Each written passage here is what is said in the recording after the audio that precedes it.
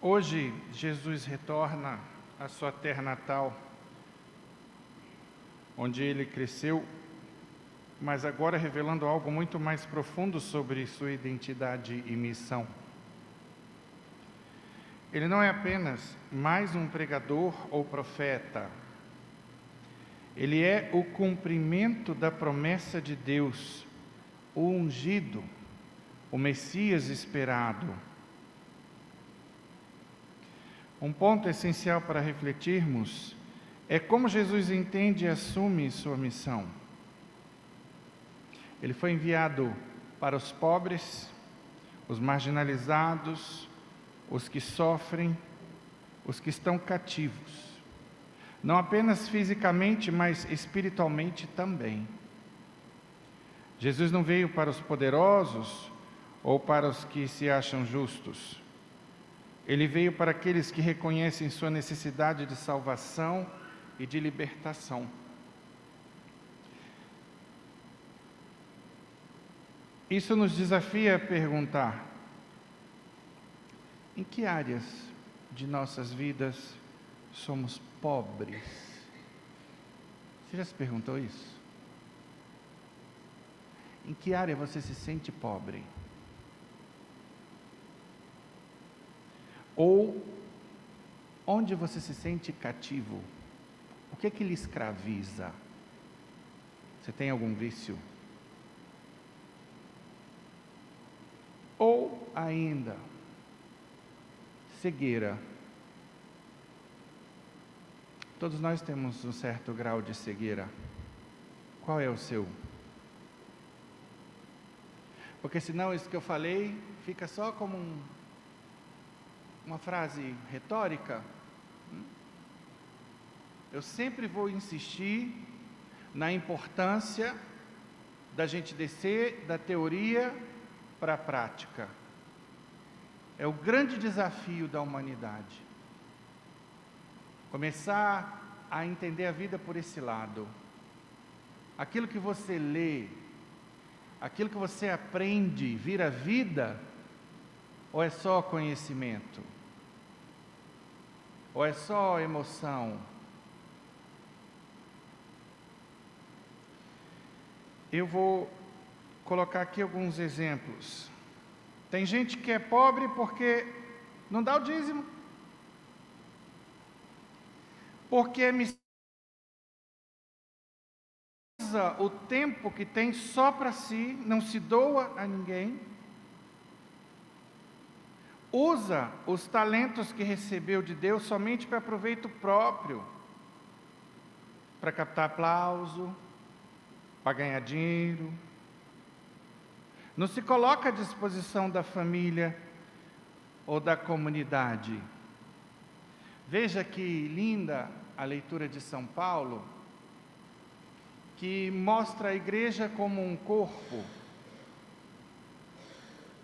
Tudo no corpo é importante. Eu pergunto, você pode prescindir de uma mão sua? Não, vou ver agora só com uma. Não. Eu pergunto a você, o olho faz falta? A boca? Imagina, você é todo perfeito sem os pés.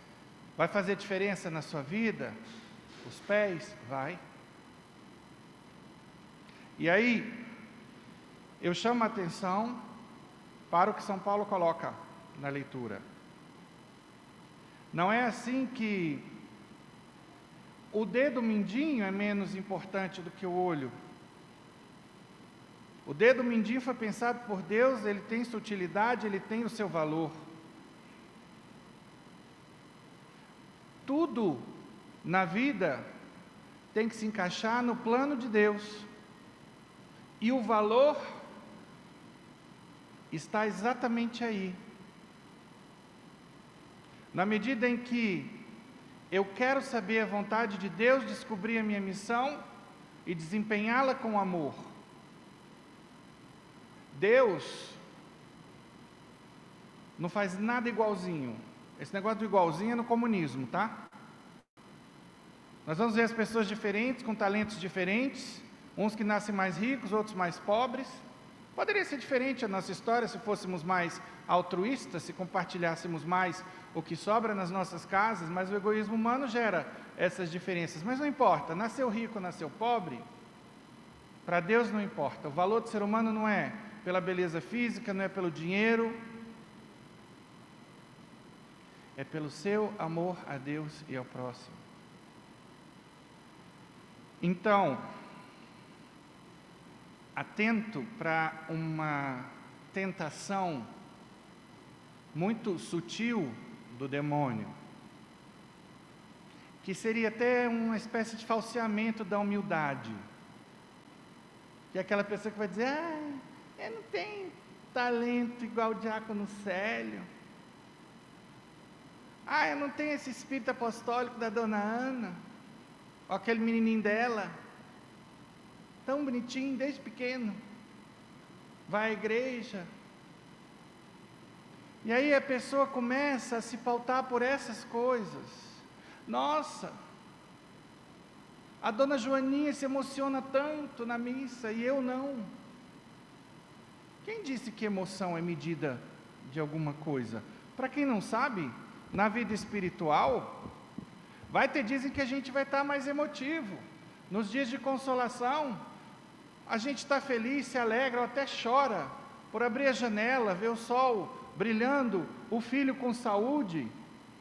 E vai ter aquele dia horroroso, você não tem vontade de fazer nada. Tudo é um arrastão, vai para a missa assim por obrigação. Mas isso tem valor. Tem uma passagem da vida de Santa Teresa d'Ávila interessante.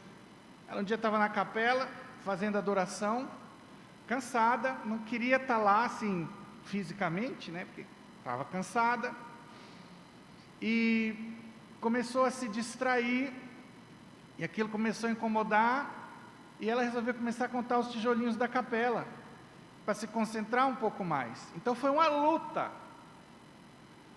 No sentir dela, ela não estava ali naquela adoração, mas no fundo ela foi para aquela adoração, porque no mínimo ela está tomando um banho de luz. Ela estava na presença do Senhor, e ela queria estar ali por amor, para fazer companhia a Jesus, tão abandonado por nós, tantas vezes, quando não rezamos, quando não o adoramos, quando o ignoramos na pessoa do pobre, do necessitado. Pois bem, aí ela foi meio frustrada para a cela dela. Cela nos conventos é o quarto, tá? E aí de repente ela teve uma aparição de Jesus, que disse: esta foi a tua melhor adoração. Sabem por quê? Por causa da luta, porque ela não estava sentindo nada, porque ela combateu a preguiça, porque pela fé ela sabia que estava ali tomando um banho de luz, pelo amor de querer fazer companhia a Jesus.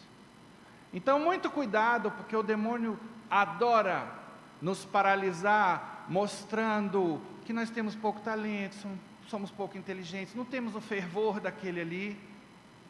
Calhe a boca de Satanás e faça tudo o que você puder, e procure fazer bem feito. Não faça o melhor possível, mas faça o melhor que posso. Contente-se com isso. Procure sempre o melhor possível, porque Deus merece o melhor. Mas contente-se com aquilo que você puder oferecer. O diabo é o pai do desânimo.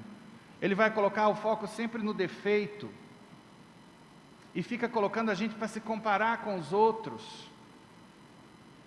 A gente querendo ser o outro. Seja você. Qual é o conceito de perfeição na filosofia? É quando algo realiza a sua essência. A cadeira é perfeita se ela é perfeitamente cadeira. Ela tem pernas, um assento, um encosto. Serve para eu me sentar, ela é cadeira. Não importa se ela é de mármore, se ela é de ouro, se ela é de ferro, de plástico. Então nós também devemos buscar a perfeição. Ali, do jeito que a gente é, como Deus nos colocou no mundo. Eu já falei e repito, você pode ter um céu muito melhor do que o meu, que sou padre. Você recebeu um talento e, digamos, eu recebi 5. Mas o seu amor e a disponibilização desse seu único talento, sendo mais do que o meu amor, e a disponibilização, digamos, neste exemplo, do meu 5, vai lhe dar um céu muito melhor. Então vamos parar com isso e começar a ver aquelas perguntas finais dos exercícios espirituais de Santo Inácio de Loyola: o que faço por Cristo, o que tenho feito por Cristo, o que hei de fazer por Cristo?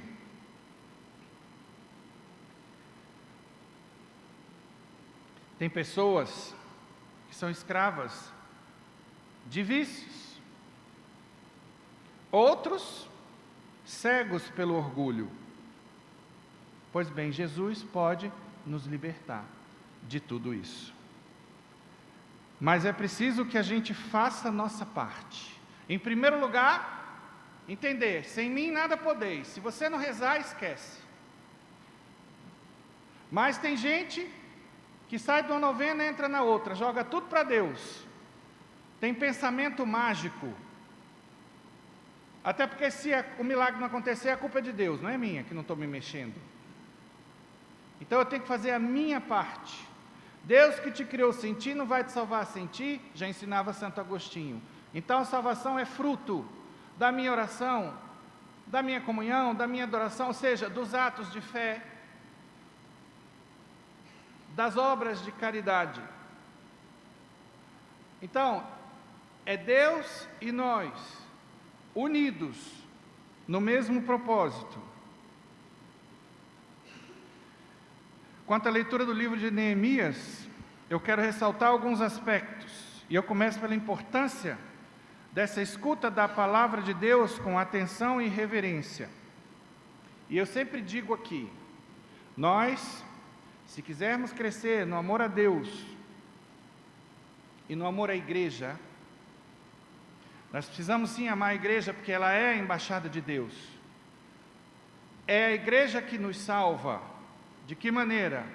É ela que disponibiliza o culto do Senhor, os sacramentos salvíficos, aquilo que Jesus legou como um caminho que leva ao céu. E a igreja somos todos nós.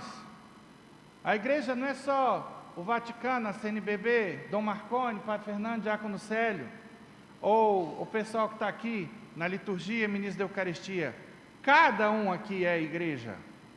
Cada um tem que fazer a sua parte. Sempre vai ter momentos em que a gente vai estar mais ocupado. Acabei de ganhar menino, estou fazendo mestrado, beleza, fazemos uma pausa. Mas aí nessa pausa eu pergunto: você não pode rezar um pouquinho mais pela igreja? Ser intercessor pela igreja? Porque cada vez mais vamos ficando egoístas e fazendo só atos de piedade por nós mesmos. Eu rezo por mim e pelos meus. Sendo que a Bíblia diz que nós devemos pedir mais operários para a messe. Que a messe é grande e os operários são poucos. Então eu pergunto: você está se lembrando da igreja? De rezar pelos padres, pelos religiosos, pelos missionários? Nós dependemos das orações de cada um.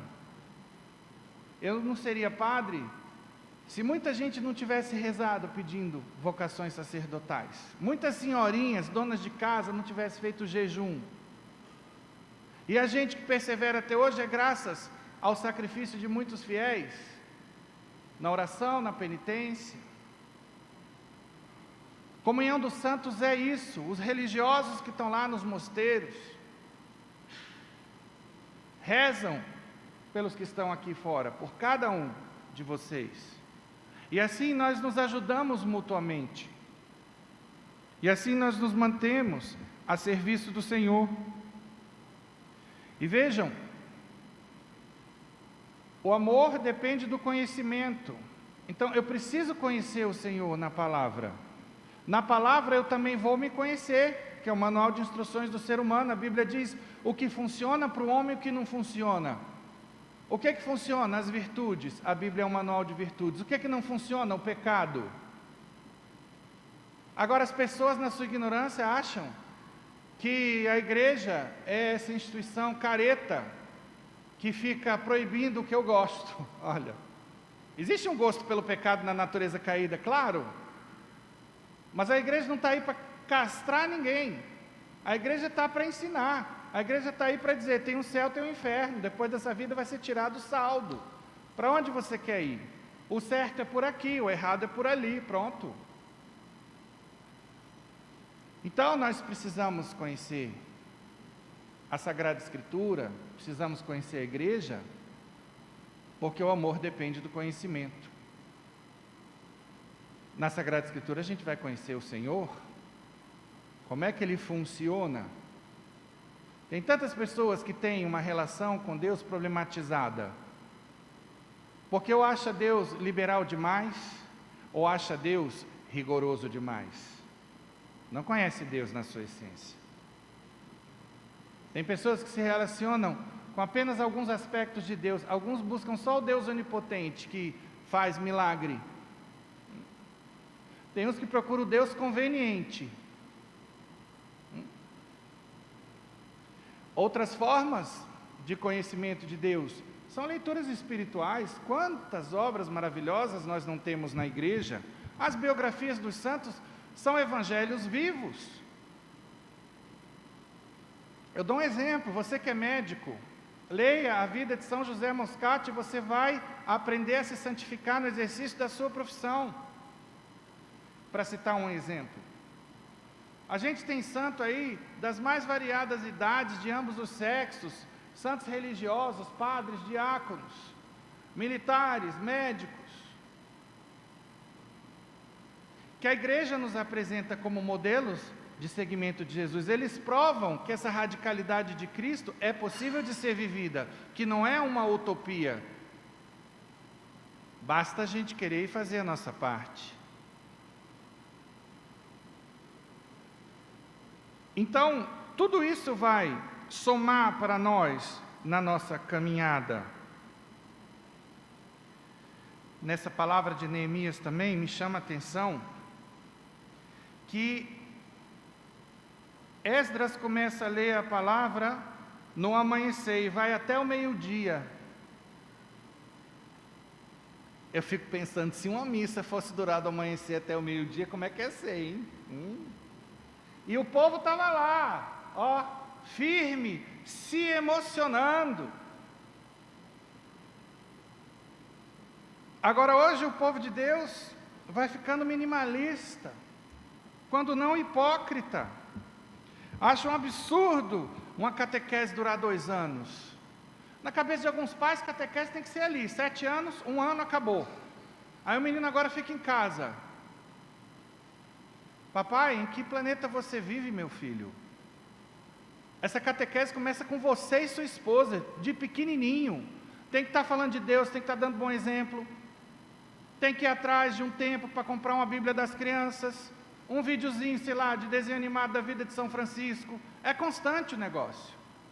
Se você fizer isso, de só chegar aos 7 anos e, desculpa a expressão, tá? Mas é para traduzir um pouco a ideia, desovar a criança na igreja e toma que o filho é teu, o diabo vai chegar mais cedo. Então, aquilo que é bom dá trabalho. E aí a formação é permanente. Como é que vai florescer aquilo que foi dado na catequese se não tem um investimento posterior?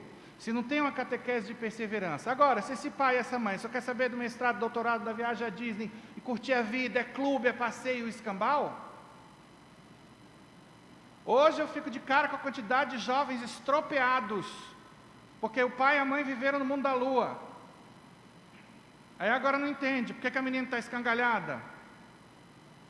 O menino está escangalhado. Agora, sempre é tempo de consertar, de fazer o certo. Permita que o diabo corroa a sua alma com culpa. Não posso voltar atrás e fazer um novo começo, mas posso começar agora e fazer um novo fim. Agora, se você fizer o que sempre fez, vai obter os resultados que sempre obteve. Mude, dê exemplo.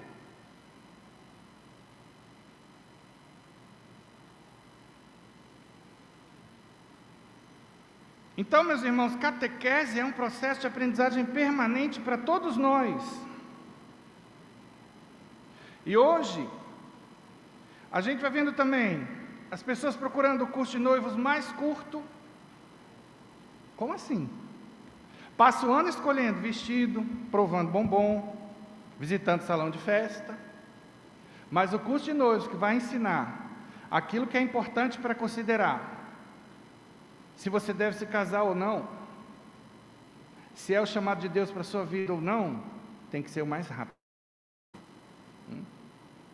Hoje em dia eu tenho até uma teoria, alguns padres até concordam comigo. Quanto mais cara a festa, mais rápido o casamento acaba. É o que eu tenho visto, sinceramente é. Porque está tudo na superfície. Eu fico de cara com isso. Eu passei 7 anos, ainda pedi 1 ano a mais, discernindo o meu casamento com a igreja, com Jesus Cristo, porque eu sabia que era um caminho sem volta.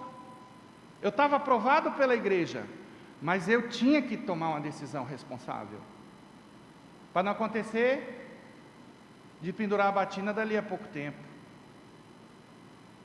Então, e aí? Nós precisamos dar o devido espaço a Deus.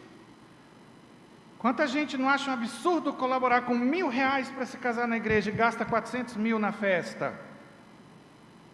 Tem gente que acha que tudo na igreja tem que ser de graça. Eu quero perguntar, que paróquia recebe a água de graça, a luz de graça? Que paróquia tem secretário, funcionários trabalhando de graça? Eu não conheço. Não sei em Nárnia, porque eu nunca fui lá. Tem gente que vai na paróquia mais perto de casa, mesmo se ali o padre é da teologia da libertação, comunista que só ele, só fala de política, não fala de Jesus Cristo. Mas, qual é o problema? A gasolina está cara, né? Aquela paróquia boa é longe. Então, isso não é primeiro mandamento. Cada um tem que cuidar da sua salvação. Eu falo isso na catequese, repito a exaustão: você e só você é o arquiteto da sua salvação. Então eu pergunto, quais são os seus critérios?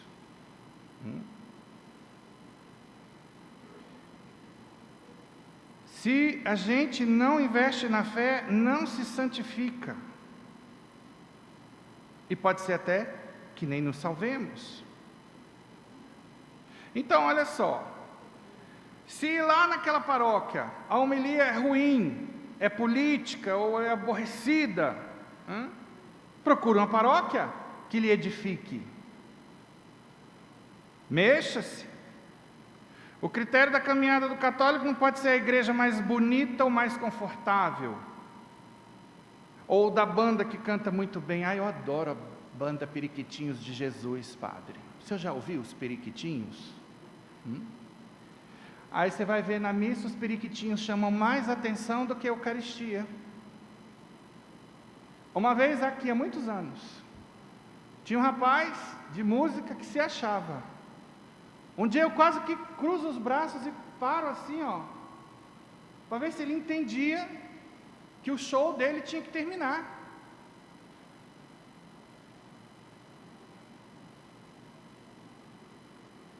Então, nossos critérios têm que ser outros.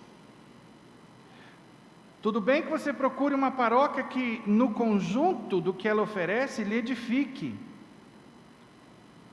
Mas, eu sempre digo, se o melhor para a sua alma é longe da sua casa, vá. E até, cuidado, às vezes a gente vê as pessoas dizendo assim: semana passada faltei à missa. Por que, filho, você faltou à missa? Não, porque a única missa que tinha é aquele padre que é gringo, eu não entendo direito, ele tem um CC da moléstia, entendeu? Não interage com a galera, é meio grosso. Ele, bonito ou feio, gordo ou magro, cheiroso ou fedido, grosso ou educado, tem o mesmo poder. O padre mais santo e o mais pecador, o poder decorre do sacramento que nós recebemos. Então, se essa é a única missa que você pode assistir, você vai nela. Sabe por quê? É por amor a Jesus, é para cumprir o preceito. Uma das duas causas tem que lhe mover, que de preferência seja o amor, por tudo que Deus faz por nós.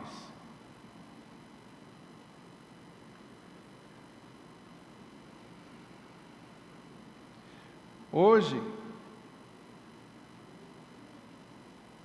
Às vezes eu fico preocupado com a possibilidade da gente estar caminhando para missa drive-thru. Não tem o drive-thru do McDonald's, das lanchonetes, né? O povo quer a missa cada vez mais curta.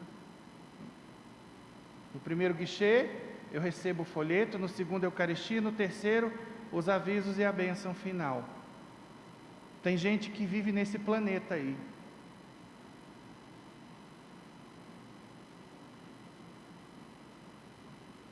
Eu conversei com um rapaz evangélico que fazia Uber uma vez, e ele me disse que na igreja dele, ele era casado, de manhã ele ia à escola dominical, de 9 a meio-dia, e à noite ao culto, todos os fiéis dessa igreja.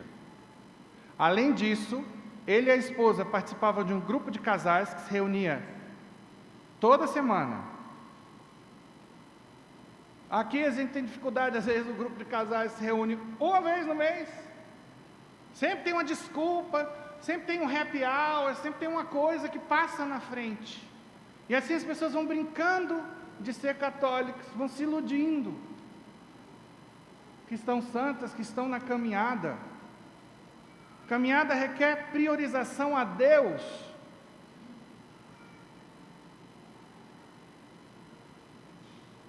Vocês se lembram de um vídeo que eu projetei aqui, uma das homilias sobre a vida de uma menina chamada Andressa Barragana, que morreu tragicamente ali aos 13 anos de idade? Ela se converteu num sábado, quem se lembra? Na quinta, já começou o projeto de mudança de vida dela. Depois ela tinha a semana inteira ocupada, vocês se lembram? Templinho das crianças, missão de evangelização, grupo de intercessão, cooperativa de artesanato, visita aos idosos, etc. Porque ela entendeu quem era Jesus, ela entendeu a necessidade da igreja dela, ela sabe que tem muita gente que não conhece o Senhor, ela sabe que quando a pessoa se converte verdadeiramente, muitos vão para Deus, que ela não era egoísta. Aí tem gente que quando vê isso diz, mas ela foi tocada pela graça. É verdade, sem a graça de Deus, a gente não faz nada. Mas o que adianta a graça de Deus querer nos tocar, se nós não nos deixamos tocar? É como se a gente dissesse assim, Senhor, o Senhor pode entrar só meio corpo aqui na minha casa, ou só a mão, inteiro eu não quero que Ele entre. Deus tem um projeto maravilhoso para cada um de nós, só depende da nossa resposta, da nossa abertura. Olha só, de acordo com um estudo que foi publicado na Folha de São Paulo, 37% dos evangélicos costumam ir à igreja mais de uma vez por semana. E você? Quantas vezes você vai à igreja? Não estou dizendo que tem que ir todo dia não, gente, por favor, não é isso. É a pergunta que não quer calar, em consciência. Você pode ir mais de uma vez? Quantas vezes você pode ir? Quanto tempo você pode dedicar a Deus? E compare com o tempo que você dedica ao seu corpo, ao seu intelecto, à sua profissão. Quanto tempo você dedica a Deus? Outro aspecto que me chamou a atenção nessa leitura de Neemias foram algumas tradições judaicas que nós mantemos na nossa fé. Vocês viram que os judeus escutavam a palavra de Deus de pé? E ela era explicada ao povo pelo sacerdote? Por isso a gente fica de pé na hora do evangelho. O sacerdote faz a homilia. Essas tradições vêm daí. Tem gente que quando perde a fé católica fala assim, na igreja católica é tudo muito mecânico, é um senta, levanta, ajoelha. Isso é conversinha de papagaio que escutam da boca de um evangelho crítico que não tem noção de nada na igreja católica. Eu pergunto a vocês, por que vocês estão sentados? Porque vocês estão vindo a homilia, demora mais tempo, é mais confortável, é mais propício para prestar atenção. Aquilo que é solene, a escuta da palavra de Deus, a gente está de pé. No ápice da missa a gente se ajoelha. Então não é porque é uma coisa mecânica, senta, levanta, ajoelha. Não! Pega lá, os muçulmanos têm também isso no culto deles. Eles se prostram diante de Deus, Oxalá a gente se prostrasse. Eu vou dizer aqui, ó, nessa paróquia, a mulher que quiser vir de véu, venha. E eu não vou achar ruim, não vou chamar atenção se alguém quiser se prostrar diante da Eucaristia. Lógico, não vou dizer, olha, todo mundo agora se prostre diante da Eucaristia. Não é a tradição na igreja. Mas se algum dia alguém se prostrar, eu vou achar muito bonito. Me chamou muita atenção o que um pastor evangélico convertido ao catolicismo disse quando ele narrava o processo de conversão dele. Ele disse que um colega pastor olhou para ele e disse: Francisco, o nome desse pastor convertido ao catolicismo era Francisco de Almeida Araújo. Francisco, você acredita mesmo que Jesus está presente na Eucaristia igual aos católicos? Ele falou: agora acredito, piamente.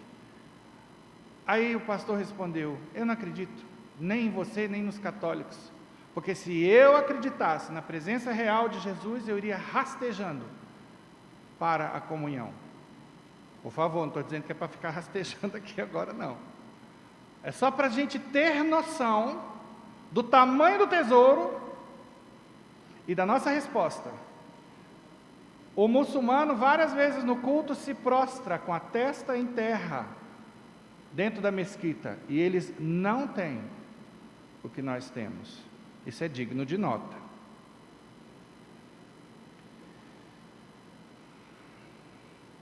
Com base nesta leitura, eu pergunto: que lugar você dá à palavra de Deus ou às leituras espirituais em sua vida? Estamos realmente escutando? Porque tem um detalhe. Por exemplo, já vieram me perguntar: padre, o senhor considera a leitura bíblica, por exemplo, essas mensagens que a gente recebe no WhatsApp, do padre fulano, beltrano, que tem até a palavra, depois tem uma pequena homilia? Claro que é. Você não precisa pegar a Bíblia física. Tem gente que bitola, né, com algumas coisas. É claro que é. Agora vamos lá. Reservamos tempo para ler, meditar e traçar um plano para pôr em prática o que a Bíblia ensina. Porque de nada adianta eu ser instruído na fé se eu não me converter. A Bíblia diz: nem todo aquele que diz Senhor, Senhor entrará no reino dos céus. O que é isso? São aqueles que conhecem a palavra e não colocam em prática. Não tem aquela parábola do semeador? Pronto. Essa semente tem que cair numa terra fértil para dar fruto.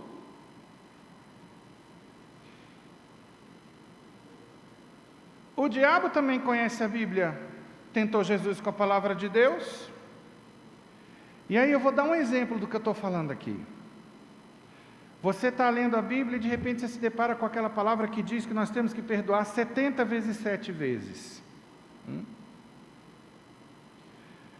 Então, meditação é refletir sobre o que eu estou lendo.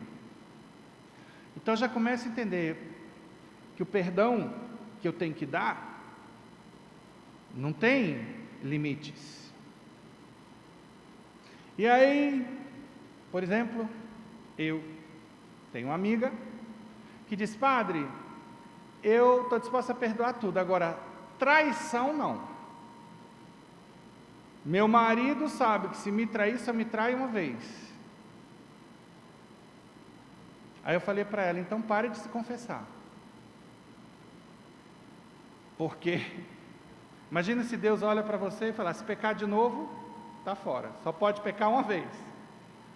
Que diferença faz? O pecado grave, não importa a categoria, ele me condena ao inferno do mesmo jeito. Com a medida que eu julgar, eu serei julgado. Se eu tiver um coração duro, Deus vai ser coração duro comigo, entre aspas. Vai aplicar justiça. Bem-aventurados os misericordiosos. Então eu paro, reflito sobre essa palavra e vejo. Por exemplo, eu tenho desafetos na minha vida? Eu sou magoado com alguém? Toma o tempo, anota esses nomes. E aí depois você tem que começar a ver como é que eu vou fazer as pazes com essa pessoa. Como é que... Às vezes somos nós, que pisamos na bola. Quando é que eu vou lá pedir perdão?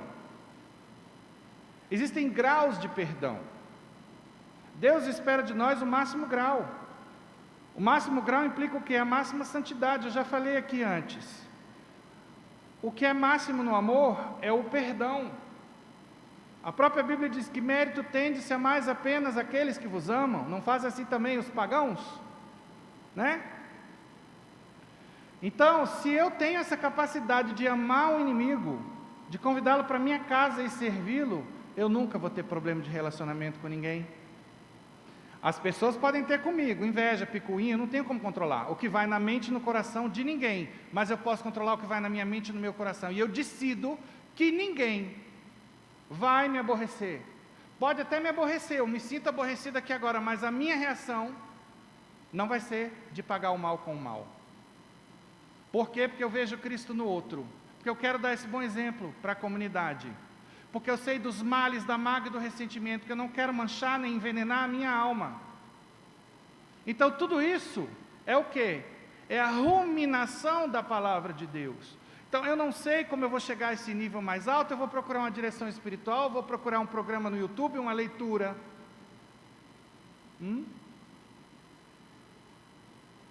Uma vez, uma pessoa me procurou, porque o marido estava doente, muito esquecido, e aí perguntou assim: meu marido está doente, está muito esquecido, e ele pergunta 10 vezes a mesma coisa, padre, o que é que eu faço?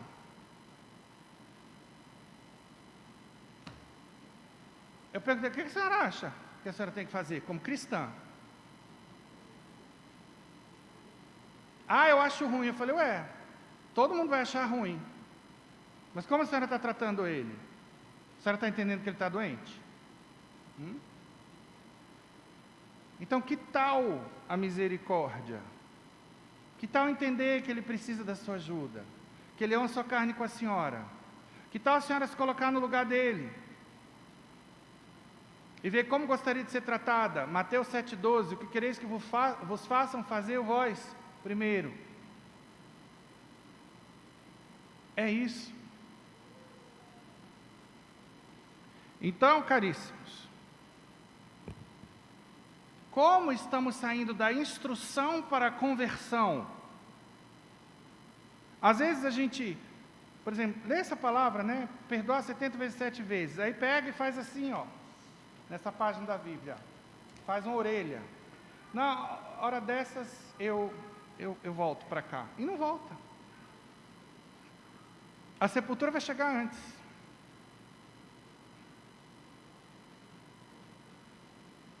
Quando vamos sair da zona de conforto espiritual? Hoje a gente vê muita gente investindo na carreira, isso em si é muito bom. Todo católico tem que ser o melhor profissional que puder ser. Sempre, para Deus, o melhor. Nada contra querer progredir profissionalmente, ganhar mais dinheiro, dependendo da intenção, né? Quero ganhar mais dinheiro para quê? Para mostrar que eu venci na vida? Para ficar ostentando com roupas de luxo, hotéis, carros, sei lá o quê?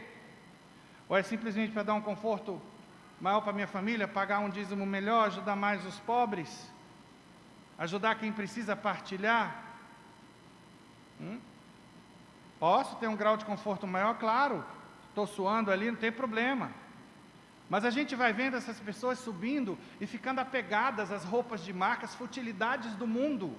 Eu te pergunto, do que vai te valer um raio de uma bolsa Louis Vuitton na hora da tua morte? Fala para mim, se alguém me der uma resposta plausível, eu retiro o que eu disse. Deus por acaso vai analisar o seu currículo pelo carro que você tinha? Pelo caviar que você comia? Ou pela sua partilha, pela sua caridade? O que conta? E é por isso que a gente tem que tomar cuidado. Em si, ter grana, ser rico não é problema. Dependendo de como eu estou vivendo essa riqueza, de quais são os meus valores, de tudo isso que eu estou falando aqui, o tempo que eu dedico às coisas de Deus. E quantas vezes você já ouviu isso? E não colocou em prática ainda? Eu pergunto, quando?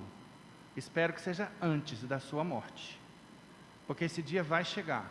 E a Bíblia fala que ele chega como ladrão, sem avisar. A gente vê muita gente fazendo curso de inteligência emocional, programação neurolinguística, coaching, joia. São coisas que ajudam. Tem lá os seus defeitos, a gente precisa saber filtrar, cuidado. Até rebata alguns que dizem, não, isso aí é perda de tempo, acho que PNL é esoterismo, é porque não sabe nada do assunto. Eu estudei tudo isso aí. A Bíblia diz, em 1 Tessalonicenses 5:21, examinai tudo, filtrai o que é bom. Se essas coisas eu faço para ser uma melhor pessoa, para estar mais disponível para Deus e para os irmãos, está valendo tudo. Tudo que está conectado com o céu, está valendo. Tem gente também que está buscando o corpão, ou o corpinho da Barbie, né? Tudo bem, se é casado, fica bonito para sua mulher ou para sua esposa, sem futilidade, sem vaidade, sem querer ficar exibindo esse corpo que é pecado. Se é por saúde que você vai à academia, malha, está tudo certo, não tem problema. Está contratando um personal. Agora, o problema é cair na idolatria do corpo. O pecado da avareza, de ficar acumulando riqueza pela riqueza, para se achar o cara ou a vencedora.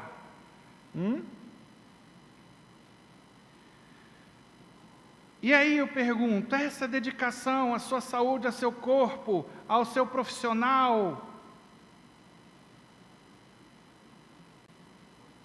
quanto tempo você dedica à sua alma, à sua salvação? Não pode ser assim, que eu dedico muito mais tempo às coisas do mundo do que aquilo que mais interessa, porque o mundo vai ficar. A Bíblia diz, em Mateus 16:26, de que adianta o homem ganhar o mundo e perder a sua alma? E eu termino com uma reflexão intitulada O Paradoxo do Nosso Tempo. Hoje temos edifícios mais altos, mas pavios mais curtos, estradas mais largas, mas pontos de vista mais estreitos. Gastamos mais, mas temos menos. Compramos mais e desfrutamos menos. Temos casas maiores e famílias cada vez menores. Temos mais conhecimento e menos poder de julgamento, menos discernimento. Temos mais medicina e menos saúde. Hoje, bebemos demais, fumamos, gastamos de forma excessiva, rimos de menos, dirigimos rápido demais, nos irritamos facilmente. Ficamos acordados até tarde e acordamos cansados demais. Multiplicamos nossas posses, mas reduzimos os nossos valores. Falamos demais, amamos raramente e às vezes chegamos a odiar. Aprendemos a ganhar a vida, mas não vivemos essa vida. Fazemos coisas maiores, mas não necessariamente coisas melhores. Limpamos o ar, mas poluímos a alma. Escrevemos mais e aprendemos menos. Planejamos mais e realizamos pouco. Aprendemos a correr contra o tempo, mas não a esperar com paciência. Temos maiores rendimentos, mas menor padrão moral. Avanços na quantidade, mas pouca qualidade. Esses são tempos de refeições rápidas e de gestão lenta, de homens altos e caráter baixo, de lucros expressivos, mas relacionamentos rasos. De lucros expressivos, mas relacionamentos rasos. Mais lazer e menos diversão. Maior variedade de tipos de comida e menos nutrição. São dias de viagens rápidas, fraldas descartáveis, moralidade também descartável e pílulas que fazem de tudo, alegrar, aquietar, adormecer. São dias em que há muito na vitrine e pouco no estoque. Louvado seja nosso Senhor Jesus Cristo.